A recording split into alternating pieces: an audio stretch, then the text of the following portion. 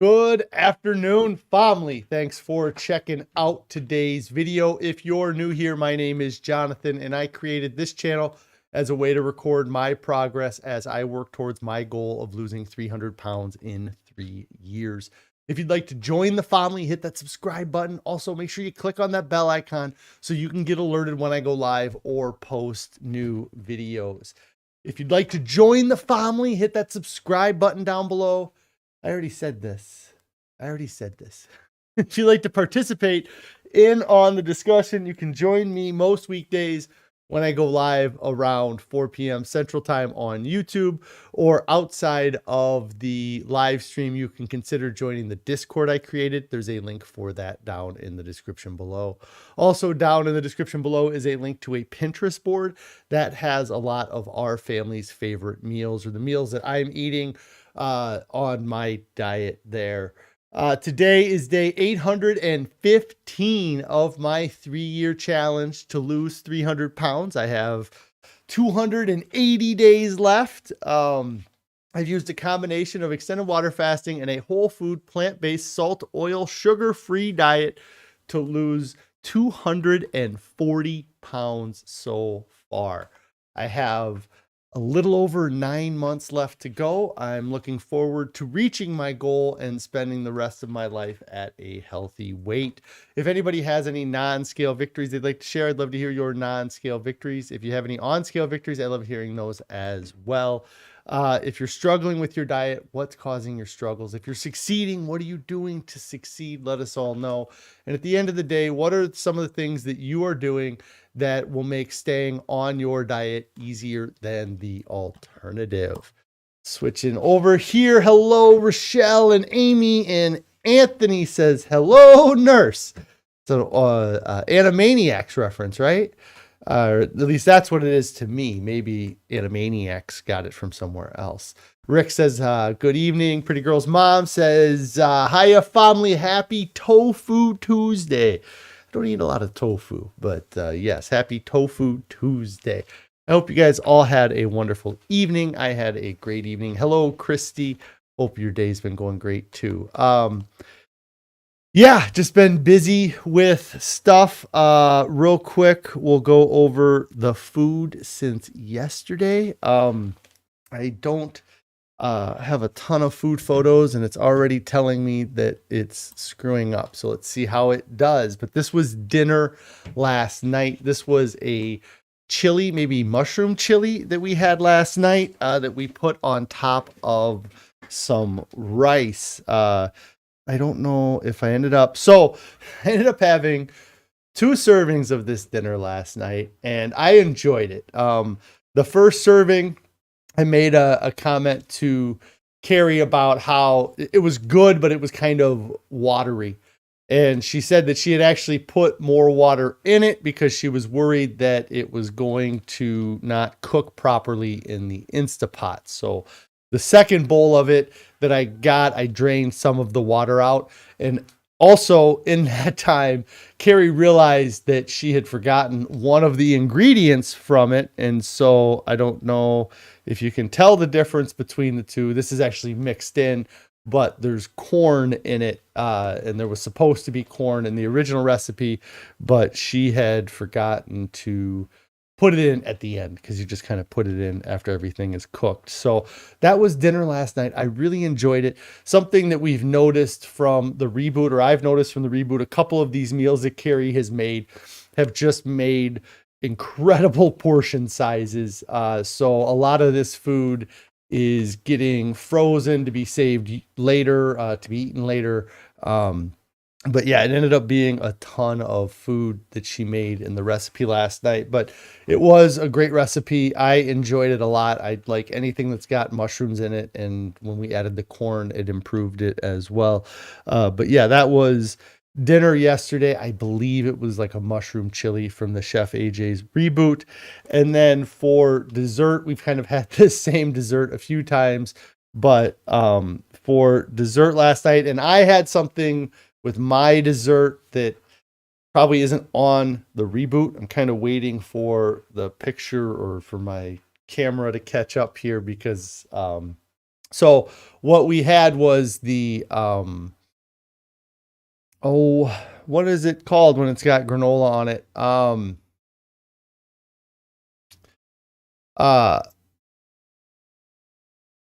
What am I thinking? Crumble. It's like a fruit, and I'm really annoyed that it hasn't caught up yet too. There we go. But this is the dessert that we've had a couple times. I ended up throwing some pineapple cobbler. There you go. Amy got the right word. Cobbler's yeah. So it's like a fruit cobbler that we've been having the last few days. Carrie made some more last night, and then I put a little bit of pineapple ice cream on top of it that we made inside of our Ninja Creamy. Pretty Girl's mom says that Janet said her mushroom chili was watery too. The mushrooms must have released a lot of liquid. I think that Carrie had seen something that the chili Carrie made, or whatever the soup was that Carrie made last night. She had actually seen Janet, or had seen that Janet had an issue with it. It came up as burning in her Instapot. So, again, I don't know if it was the mushroom or if it was a different soup, but I think Carrie put a little bit of extra water in there just to make sure that it did not burn in the Instapot. And then today, I don't know why I didn't take a photo of it, but I did have my bag of broccoli. So I'll go back to an older photo of a bag of broccoli from yesterday. This is earlier in the day, but I did have this morning.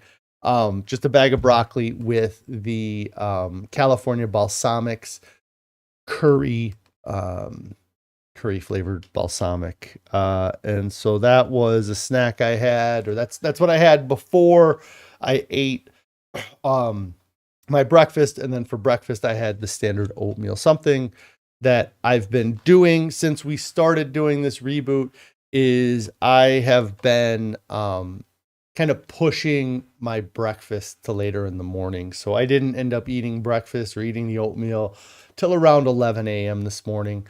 Just trying to kind of maybe work in a little bit of intermittent fasting in with the reboot that I'm doing here.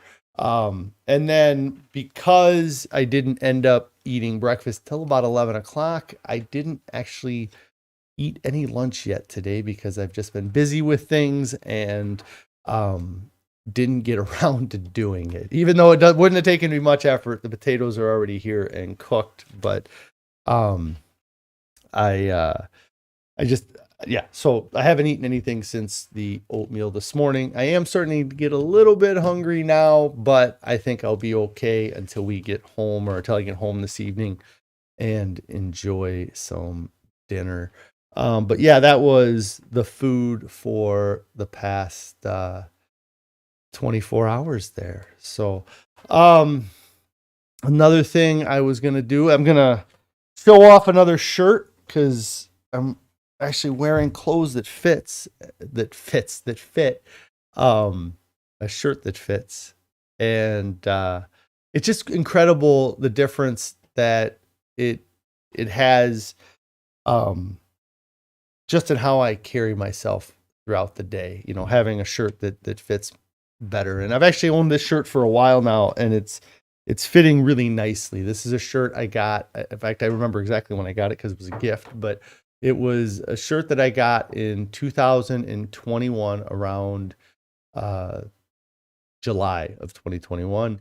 And it was, I was at 310 pounds. It's the lowest weight I've been. And I think it's a 3X shirt. But anyways, when I got this shirt, it barely fit me. Like, I wore it, but I wasn't real happy with how it fits. And so now I'm much happier with how it fits. So I'm going to quick get up and do a little dance here, I guess, or just show it off.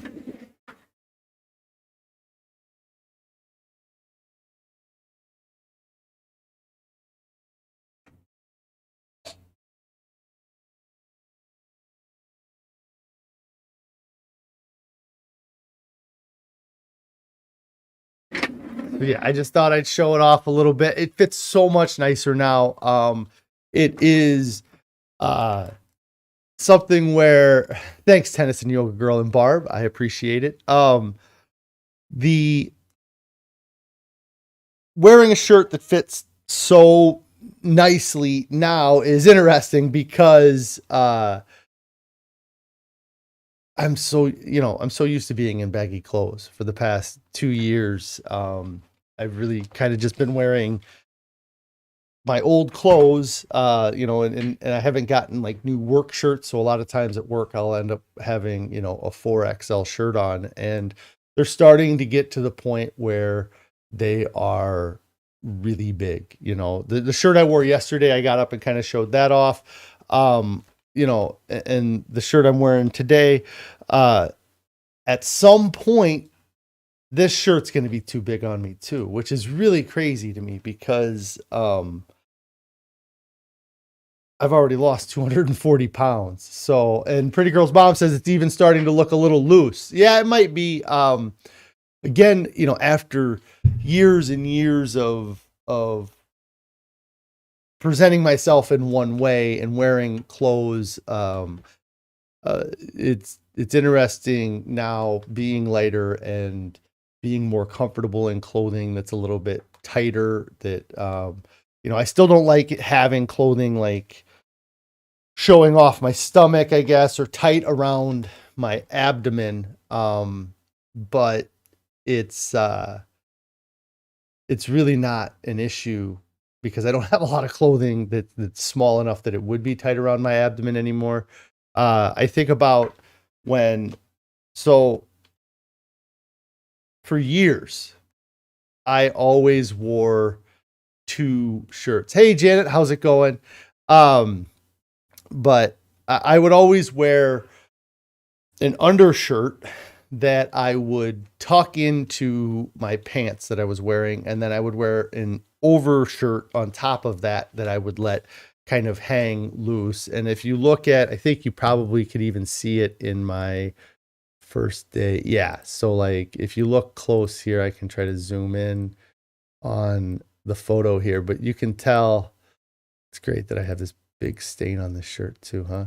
But you can tell I'm wearing 2 shirts here. So I have like a dark gray shirt underneath and then a shirt on top. And I would always wear my clothing like that. There was 2 reasons why I would wear my clothing like that. One reason was that I wouldn't have to worry about my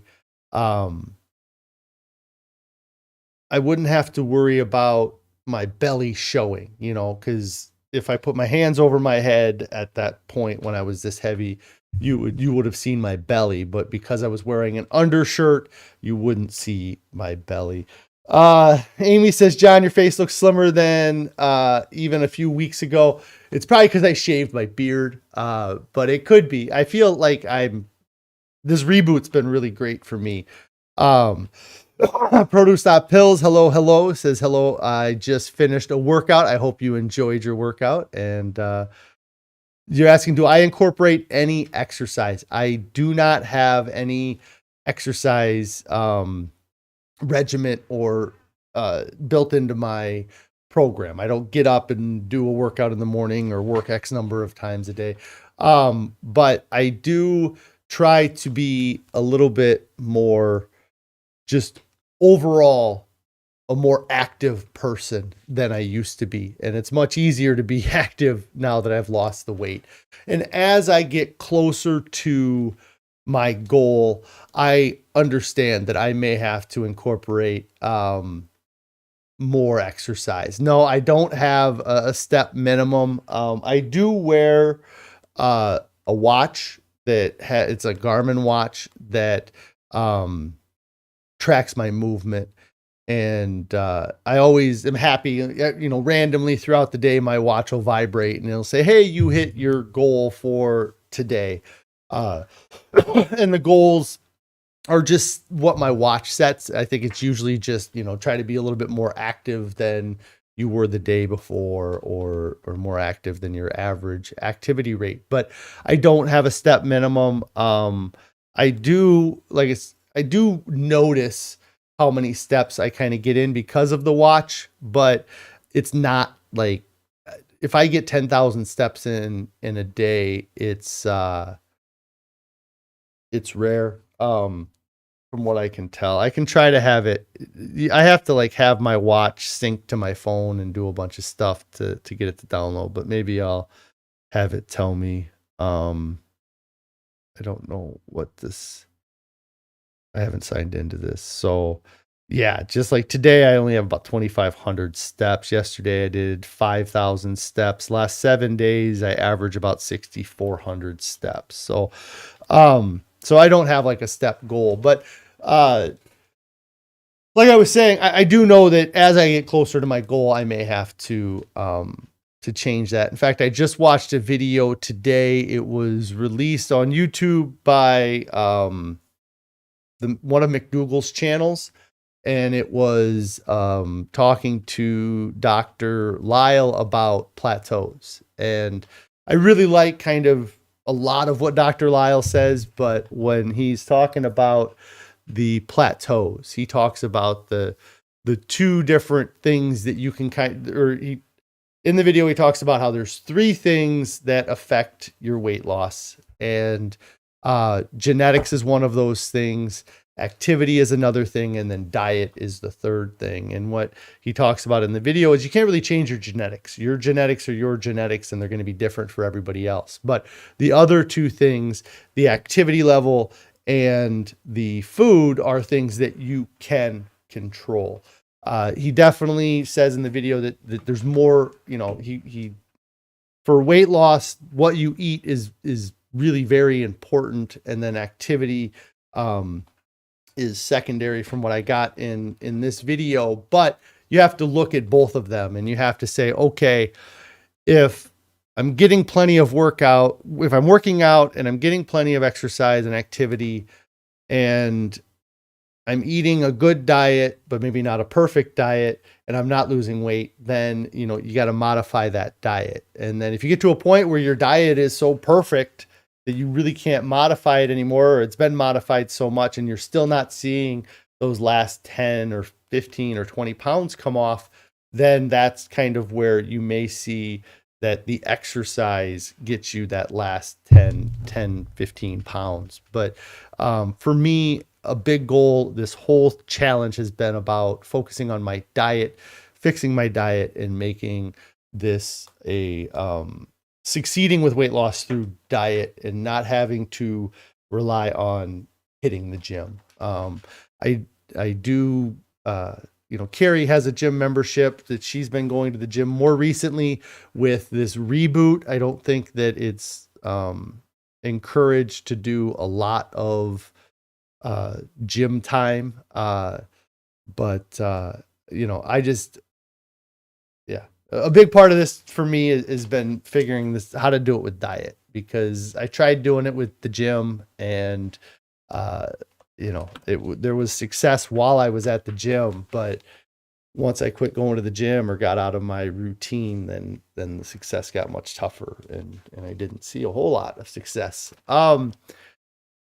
So the accountability is hard to do. And what I was, hold on a second.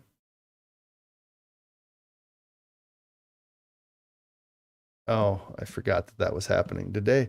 So yeah, the accountability is hard to do. When you get going on any new kind of project you're doing, whether it's to lose weight or to get stronger, you know, we're always looking for that accountability of you know, what's going to keep us motivated to continue on, to keep going. And what I have found is that it's hard to hold yourself accountable. A lot of times when you decide to do a diet or to lose weight, you start trying to hold yourself accountable, you know, like, and I would do that all of the time. I would try to start a new diet weekly, couple times a week, but the only person that I would ever tell that I was going on a diet was really myself. It was all an internal thing. Like, and and I'd wake up in the morning and I'd be extremely motivated, and I'd be like, okay, today's the day. I'm going to make it. I'm going to do the diet. I'm going to get it going, and it's going to be a success. I'm going to make it happen today. And I'd get in my car and I wouldn't have any plan. I wouldn't have the everything ready to go. I would just be in my head that I'm going to do it, and I'd get in my car and I'd head to work, and I would be driving down the road and I'd be like, oh man, I'm hungry, and, but I'd be like, but I'm not doing fast food. I'm not doing fast food. So I'd drive by the first fast food restaurant. I'd be like, I'm not eating fast food. I'm not doing it. Today's the day I'm starting it.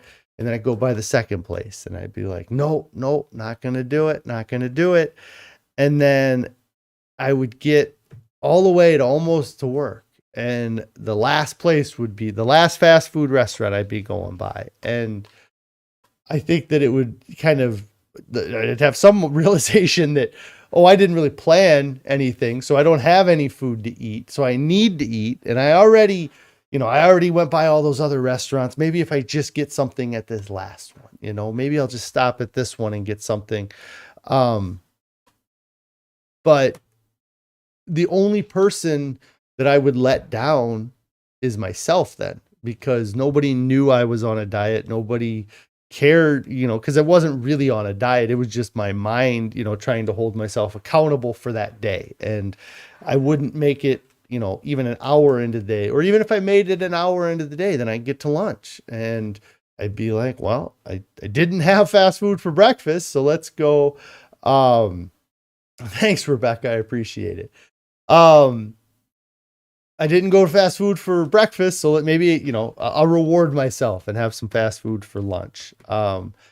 And just over time, you do that enough. And then I got to a point where I realized that I wasn't, it was almost a game that I would play with myself. I would fantasize about doing a diet or fantasize about losing weight, but it was never actually a reality. I never actually did the work to make it happen. And when I didn't have anybody else that I was accountable to, nobody else cared, then it didn't matter if I didn't make it a day, and when holding myself accountable, I bet the most I ever would have made it was a day, maybe a couple days, and then there's kind of that next level of accountability that you can go to your family and your friends. And one of the things that I had in my mind for a long time was that I just need to tell Carrie. If I tell Carrie I'm starting a diet, then it'll become a reality. And once I realized I couldn't hold myself accountable, then I realized that in order to get that accountability, that I would have to finally come to Carrie and say, yes, Cindy, it was. And I'll get to that here in a minute. The thought of going to Carrie and being like, hey, I want to do something. And we had done this in the past, back in 2009, 2011, 2013, we kind of, we went to each other and one of us said, I want to lose weight, or the other said, I want to lose weight. And we were great helping each other. And for a lot of times, we were very supportive of each other, even though we weren't always on the same page at the same time, which makes it tough too, because I would be, full on into a diet or a workout program, lose 50 pounds, 60 pounds. And then Carrie would kind of trail behind, or vice versa. Carrie might have been doing something and lost some weight. And then I decided, hey, I want to try doing that too. But what ends up happening when you rely on your family and your friends for accountability is that it works great at first. And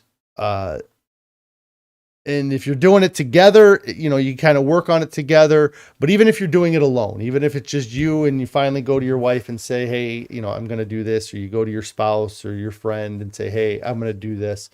The nice thing about going and telling other people is that you do have that additional accountability. The downside of it is that it does change your relationship with them a little bit, because you kind of get to a point where if when you're working with each other and when you're holding each other accountable, it's great. But when that starts to fall apart, or when one of you quits being so dedicated, or if only one of you is dedicated, if that person starts to waver on that dedication, then as a loved one, you may or may not say something, but you may say something to them and be like, in mine and Carrie's case is that when we're on a diet and she sees me eating something that is off diet, she may say something the first time, like, should you be eating that? Or do you think that's going to help you with your diet? Or if part of your program is to go to the gym, and you skip going to the gym, and they call you out for skipping what you're supposed to be doing, or not being as diligent as you could be. They're going to call you out maybe the first time, maybe the second time, and depending on your relationship, they might call you out. But one of two things is going to happen. You're either going to get sick of them calling you out, so you're going to avoid being around them, especially when you're doing the things that you shouldn't be doing, which then creates a whole nother plethora of problems if you're hiding it.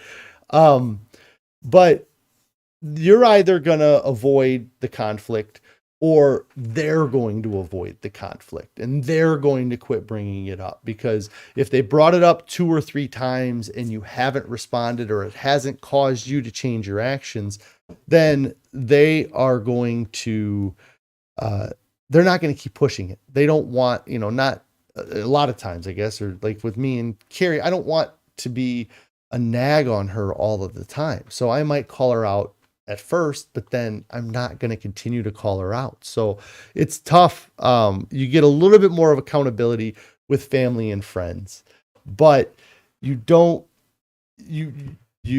can't rely on the accountability. Like, that's part of it too, is that you have to realize that accountability to start can help, but unless you have a great program set up, it doesn't last. It doesn't continue on. And so that's where kind of, for me, that's what I was at too, where I was like, I want to tell Carrie, but I don't want her to be disappointed in me. I don't want to tell Carrie, hey, I want to do this, get something going, and then 2 weeks later, 3 weeks later, have to be like, I can't do it anymore. I can't continue on. Even though she would have forgiven it, or she wouldn't have had any problem with it.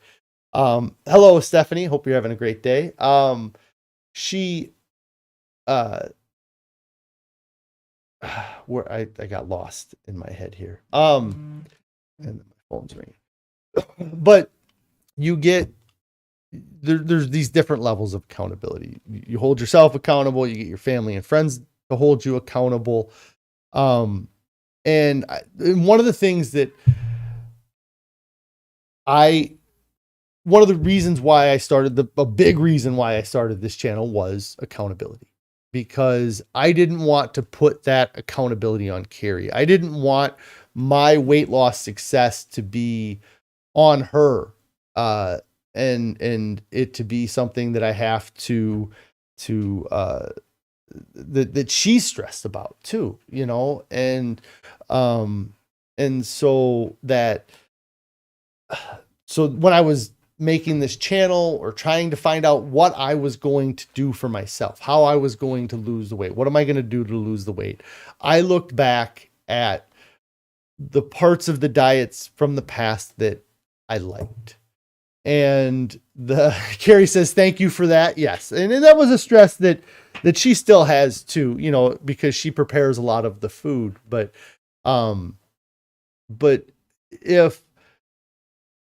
if you put that on your partner, then your failure kind of becomes partly their failure, and so that's tough, to put that on yourself or anybody. But when I was looking back and I look at the diets that I had, one of the things that I really enjoyed was the group meetings. even as far back as my early weight loss and going to Weight Watchers with my mom, or doing those types of things. I enjoyed the meeting aspect of it. The Weight Watchers in particular, I didn't like the atmosphere that was necessarily created between men and women. Like, I thought it was kind of odd how it was just a weird dynamic. And I don't, maybe it was just this Weight Watchers, and other Weight Watchers might be different than that. But what I liked about it is that the couple times I did go to Weight Watchers, I either went with a family member or I went with a friend of mine, that it was nice for us to be able to go to that meeting and have kind of that, even if what they talked about at that main meeting wasn't the most interesting thing or something that I cared for, I enjoyed going and meeting with my friend, meeting with my relative, and working on it, or having that check-in, and then later on down the line in 2013, when I was going to see a doctor for weight loss, I was taking a prescription to help with my appetite. But one of the parts of his program was that every Thursday there was a meeting where people would come, they'd talk about what was going on, they'd talk about their stresses, they'd talk about their successes, they would talk about just general things, that it was outside of themselves, it was outside of their family unit. But I always got a great sense of accountability going to those meetings, and having that, it was kind of like those meetings in particular it ended up turning into almost like a in-person version of what I'm doing now a little bit, because I was one of the more successful people on the doctor's program. So lots of people had questions for me, and it was kind of this neat little group meeting that helped hold me accountable, helped me kind of stay on diet until I couldn't take the prescription anymore. And then once I wasn't taking an appetite suppressant, the diet was impossible to maintain. And then once I quit maintaining the diet, then I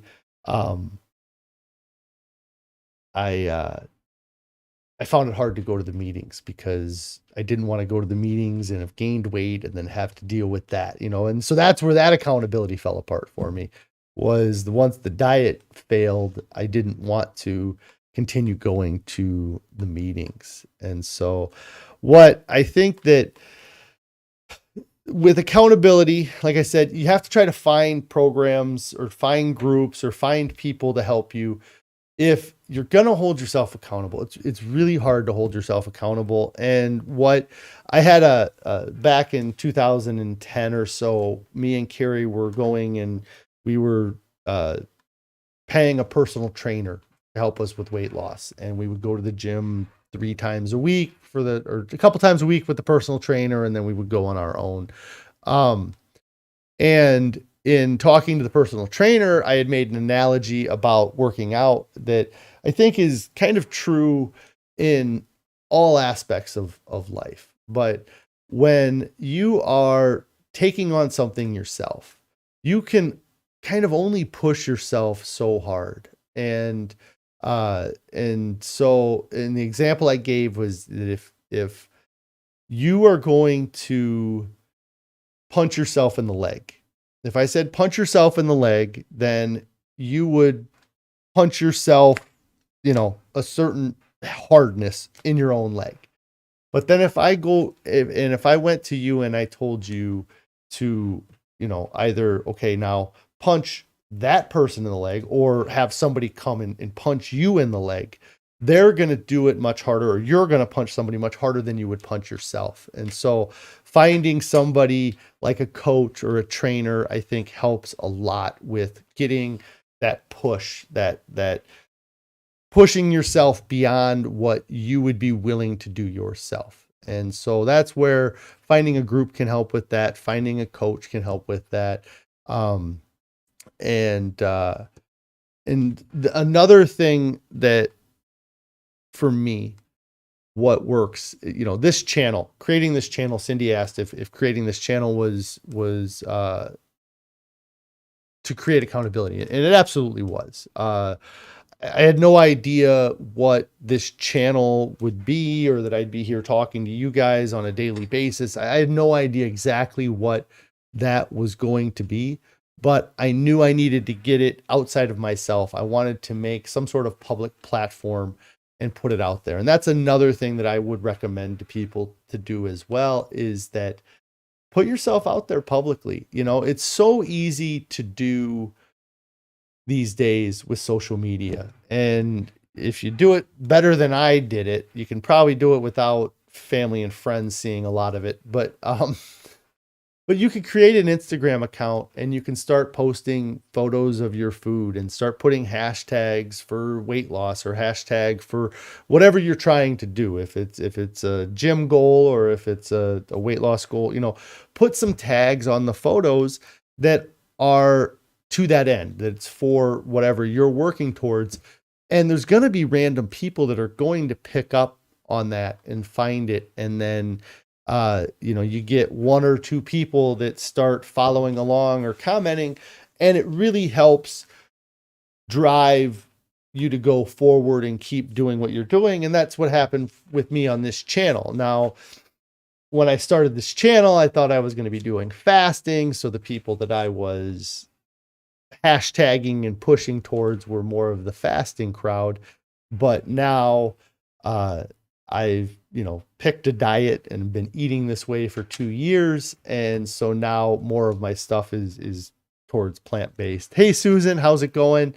And so I would recommend that, if you're trying to start a weight loss thing, then create an Instagram account or create a TikTok or create a YouTube channel and just put some content up there and see if it sticks. See if you can get any accountability. I was on some forums posting my early videos of this, and it really has been it's been nice here. Janet here says that Carrie must have asked her how things are going here, but it says this week seems to be easier with the reboot. Today was salad and potatoes for lunch and leftover soup for dinner. Tomorrow is sweet potato and broccoli for dinner and lunch the next day. Susan says, looking great, Jonathan. You're becoming a new you. Thank you so much. I appreciate it. I'm working. We're doing this reboot right now. And I really feel like the reboot's been great for me. It's really helped lower my calorie density. And that video I was talking about earlier with McDougall, that was a big part of what he talked about, was that if you found yourself on a plateau, or what he calls a behavioral equilibrium, you should look at the calorie density of the food that you're eating. See if you can lower the overall calorie density. Carrie says, we got leftovers at our house tonight. Susan says she's doing the reboot too. That's awesome, Susan. Yeah, we really have been enjoying it. And I've actually enjoyed both of the meals I can think of that we had. The mushroom chili that we had last night, and then the mushroom something we had last week with rice. A lot of mushrooms in what we've had, I guess. Yeah, I've liked it, and it has seemed like the portion sizes are so big that there's a ton of leftovers. So we'll have plenty of food for leftovers or to eat later. So, but yeah, the reboot's been going good. So the final bit on the accountability, you say you keep making the butterscotch pudding from the menu plan. Is the pudding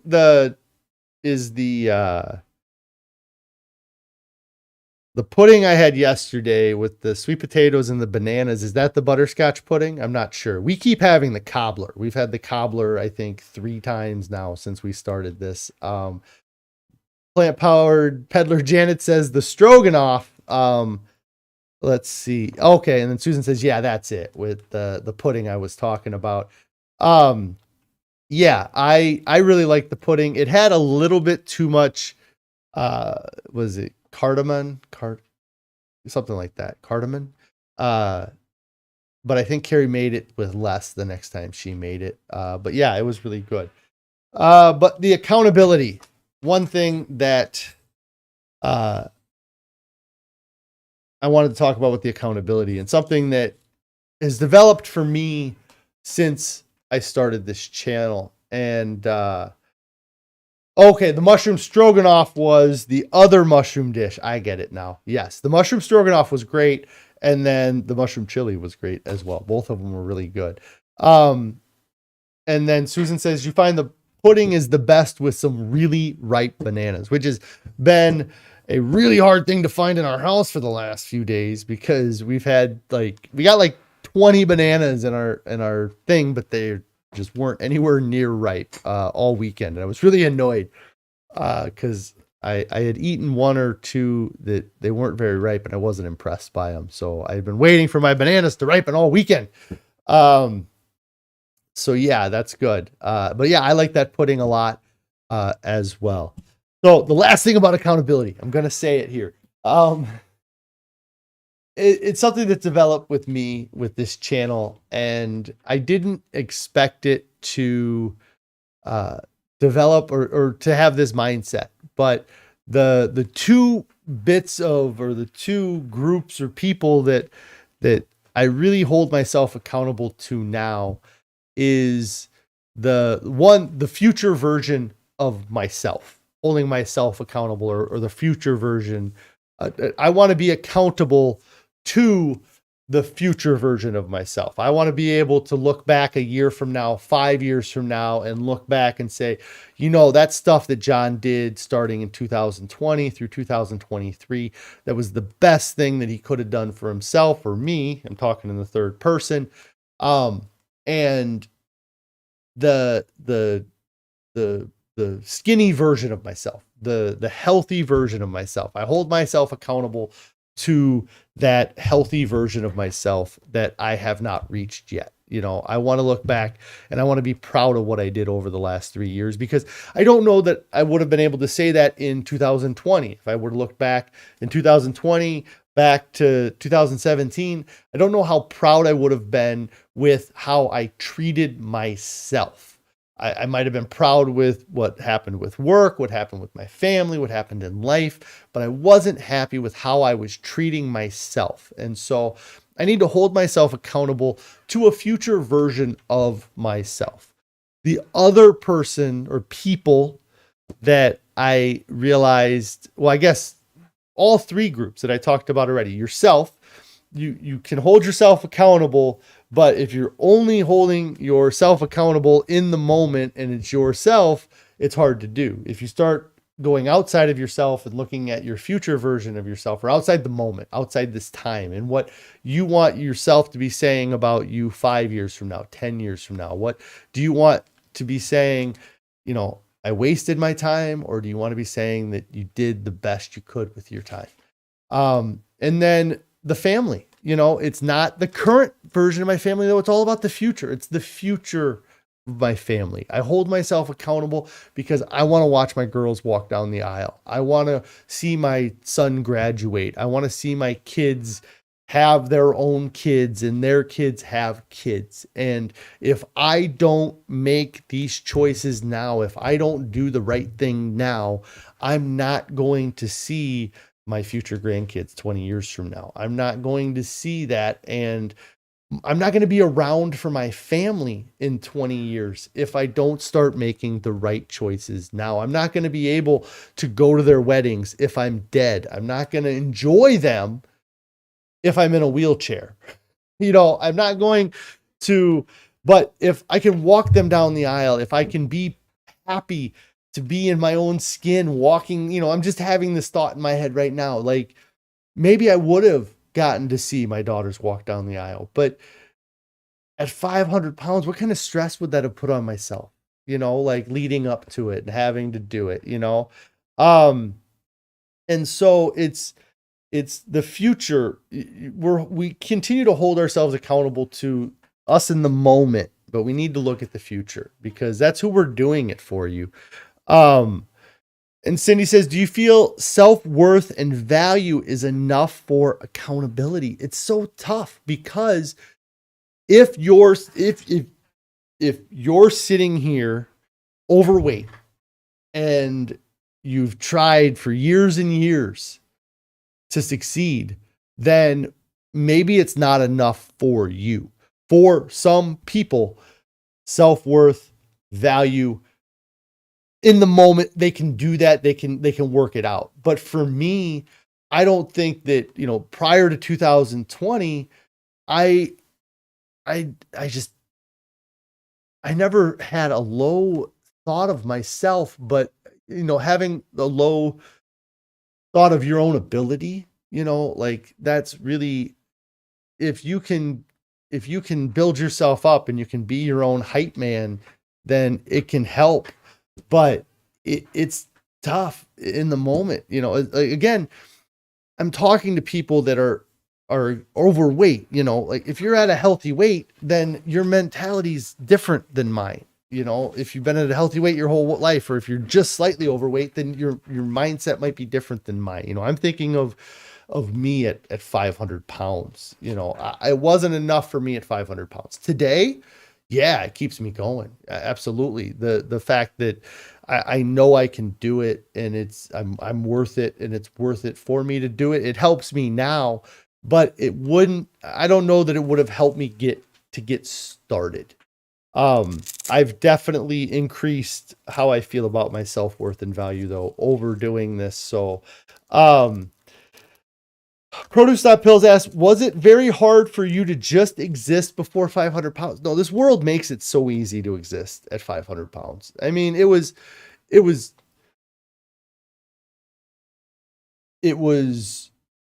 a different existence than I have today. Like my existence at 500 pounds was getting up, getting ready for work, driving to work, sitting at a desk for 8 hours a day, 10 hours a day, driving home, and then like sitting at home and just being at home. And so it wasn't tough to exist in that capacity, but I hated going out to public functions. I hated going to my kids' school events. That wasn't fun. There was other things that were tough. Just like was it hard for you to just exist? It was hard for me to just go to the bathroom. Like something as simple as going to the bathroom was a burden for me. So that, just so some things were hard. Some things that people take for granted were difficult. Many of the things that became difficult at 500 pounds, I could just cut them off. I just cut them out of my life. I just wouldn't do that anymore. It's easy. But going to the bathroom, something you can't just cut out of your life, going to restaurants becomes difficult at 500 pounds. So you just order fast food, or you order it to go, or you eat it at home, and so, and then did I have yes. Oh my God. Did I have a hard time sleeping? I had one of the worst cases of obstructive sleep apnea that I've ever heard of. So, just to kind of give you the background with my sleep apnea, in 2007, I knew that something was wrong. I was very tired all the time. I would sleep all day. I'd go into work. I would take naps at work, just because I was so tired. And I would blame it in my head. I blamed it on the fact that I was working a bunch of hours. I was also in my mid-20s. So when I wasn't working, I was out partying. So I was burning the candle at both ends. And so I was just blaming that. My family definitely, especially my mom, was really on my case about it. And it was in the spring of, the spring of 2007, I was going to do a job estimate, and I had a motorcycle that I went out to go to the job site on my motorcycle to go check out this job on my motorcycle. And while I was driving out to the job, I was in a residential neighborhood, kind of within like a mile of where I was even going. And as I was in the residential neighborhood on my motorcycle, I dozed a little bit and kind of, kind of like what you would do in school if you were bored, kind of one of those like, or when you're driving really tired. This would happen to me all the time when driving, but it was the first time it ever happened when I was on my motorcycle, and it caused the bike to swerve. I was able to react and I didn't crash, but I knew in that moment I needed to do something. So I went and scheduled a sleep study. The sleep study, the way it worked at the time, I believe it still works this way, but they scheduled me for 2 sleep appointments. The first night would determine whether or not I had sleep apnea. The second night would determine, they would calibrate the machine so it would fit me best. I went to bed about 10 p.m. at the hospital or facility that I was doing this thing at for the first night. And by midnight, the technician came in and said, "Hey, you absolutely have sleep apnea. There's no doubt that you have sleep apnea.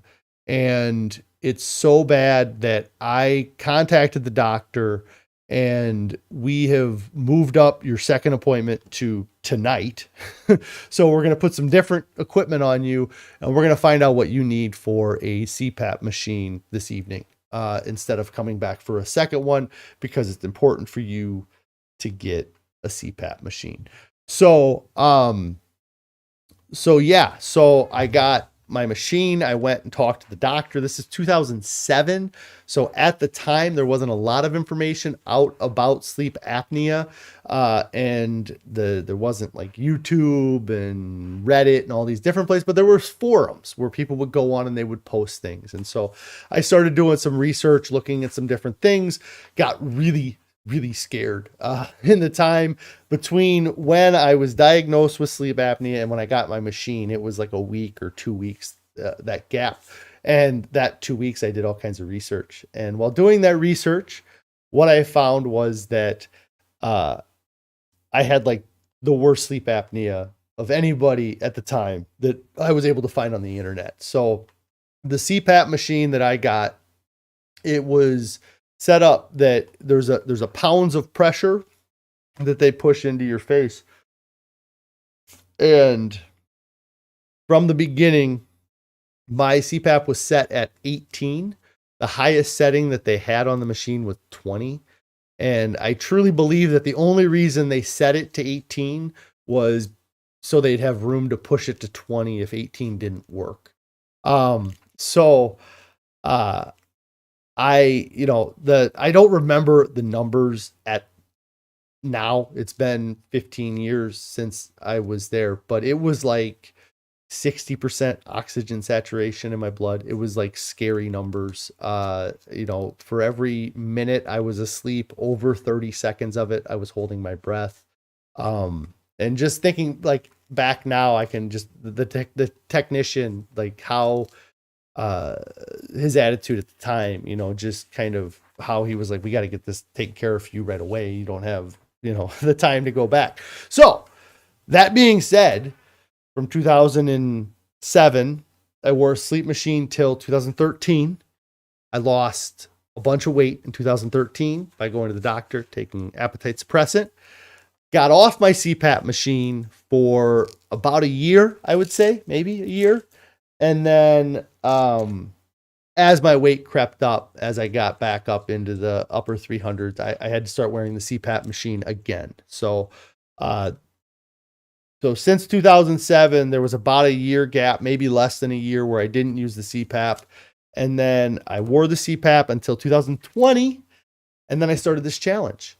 And about 6 months into this challenge, I quit wearing the CPAP machine because it was, in my opinion, it was making it harder for me to sleep than it was helping. And so I have not worn a CPAP machine for a year and a half, almost 2 years now. I just had this surgery on my arm. I didn't even tell them that I had sleep apnea at one point, and I didn't have any problems.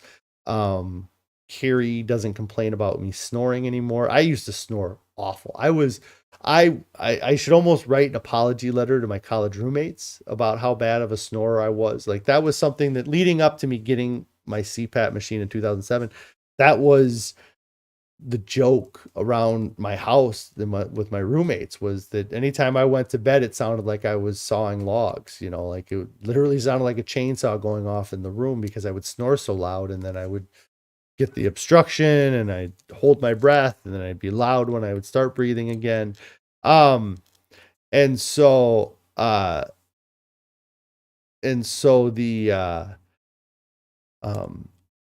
but for me, yeah, it was all weight. Like, once I got my weight down, the sleep apnea really went away, or it's gone away. So I haven't worn it for a while. Our Tiny Acre says that sleeping is extremely hard when you are heavier. You feel like you couldn't breathe laying down when you were at your heaviest. Yes. And just that comment makes me think about, in 2019, I got really sick. Like, probably the sickest I've ever been in my life. And if I don't know what it was. I never went to the doctor, but I do know that the one saving grace I had during that period in 2019, it was around Christmas 2019, I got real sick, was that I had that CPAP machine, and that I felt better sleeping. I felt safer. I felt I was more likely to get through the night than I was to get through the day. I was so sick. But now, I don't have that issue at all. Like, I don't wake up tired like I used to. I don't feel like I'm exhausted. So for me, a lot of it was weight, probably just having excessive inflammation. I think I would bet for me a lot of it was inflammation based. Like, once I cut salt out of my diet, now that I've cut salt out of my diet, and I feel what it's like to be non-inflamed, I can imagine all the issues that inflammation had caused on me. Susan said that you had trouble breathing at night when you were obese too. 70 pounds gone, and you sleep wonderfully now. That's great. And it's really, yeah. Our Tiny Acre says you're still obese, but you've already breathed better getting rid of 100 pounds. I feel the same way. I'm still obese, but after getting rid of 200 pounds, I feel amazing. Our Tiny Acre says your husband is skinny and he snores real loud. Yeah. Snoring isn't necessarily, it doesn't mean you have sleep apnea if you snore, but a lot of times people that have sleep apnea, they do snore because it's part of it. So yeah, you can be skinny, you can snore and not have sleep apnea. You can be skinny and have sleep apnea too. Like, it's not just a fat person thing, but it's definitely more likely to be for somebody that's overweight. Carrie says, yeah, I had the CPAP before I even met Carrie. Yep. I was, and that was a whole thing in itself, trying to be, a mid-20s guy. My camera won't focus. Come on, focus. There we go. Being a mid-20s guy trying to date somebody and being like, hey, I just got to strap this machine to my face before we go to bed is a little bit of an awkward conversation. So, but yeah, I'm happy to be done with it. So yeah, my wife's telling me I gotta go pick up my daughter, so I should get out of here. I did go a little bit longer than I expected, but thank you guys so much for supporting my channel, being here on my live streams, all the comments, everything. It's really my biggest accountability platform. I forgot to finish the whole goddamn chat. Jesus. The last bit of accountability that I was going to talk about. So the future version of yourself, the future of your family, your future family that you want to be there for.